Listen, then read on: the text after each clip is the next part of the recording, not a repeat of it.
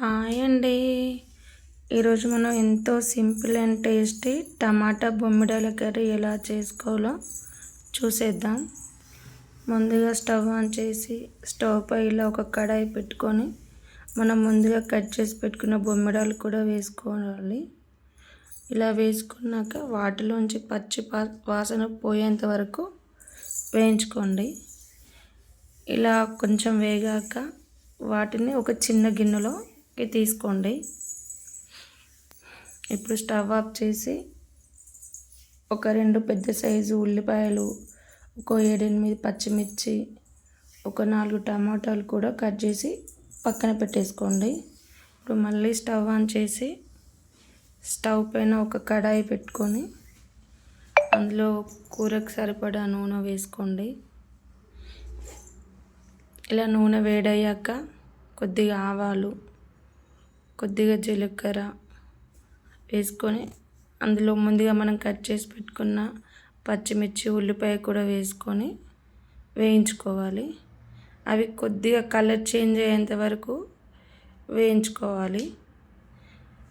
మూత పెట్టి వేయించుకున్నాక అవి ఇలా కలర్ చేంజ్ అయ్యాక ఒకసారి ఇలా కలుపుకొని అందులో 1 స్పూన్ అల్లం వెల్లుల్లి పేస్ట్ వేసుకొని అది పచ్చి వాసన పోయేంత వరకు కలుపుకోండి. ఇలా పచ్చి వాసన పోయాక కొద్దిగా కరివేపాకు కూడా వేసుకొని వేయించుకోండి. కరివేపాకు వేసుకున్న తర్వాత కొద్దిగా పసుపు వేసుకొని అందులోని పచ్చివాసన పోయేంత వరకు ఇలా కలుపుకోండి. ఇప్పుడు మనం ముందుగా కట్ చేసి పెట్టుకున్న టమాటాలు కూడా వేసి ఒకసారి కలుపుకొని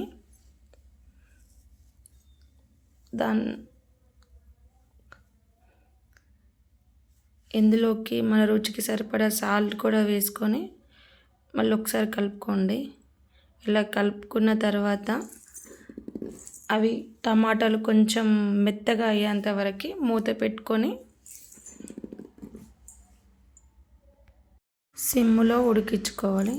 ఇలా కొద్దిగా టమాటాలు మెత్తగా అయ్యాక ఒక్కసారి కలుపుకొని మనం ముందుగా వేయించుకున్న ఎండు చేపలు అవి కూడా వేసుకొని ఒకసారి కలుపుకోండి. ఇలా కలుపుకున్న తర్వాత కొద్దిగా కూరకు సరిపడా వాటర్ కూడా యాడ్ చేసుకోవాలి.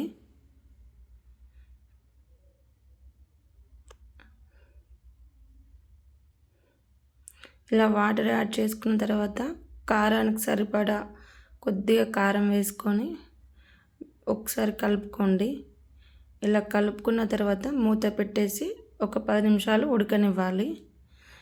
ఇలా నూనె పైకి తేలిన తర్వాత కొద్దిగా గరం మసాలా వేసుకొని ఒకసారి కలిపేసుకోండి.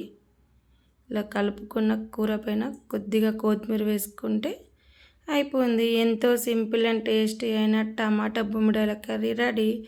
ఇది కూడా మీరు చేసుకొని ఎలా ఉందో కామెంట్ సెక్షన్లో కామెంట్ చేసేయండి.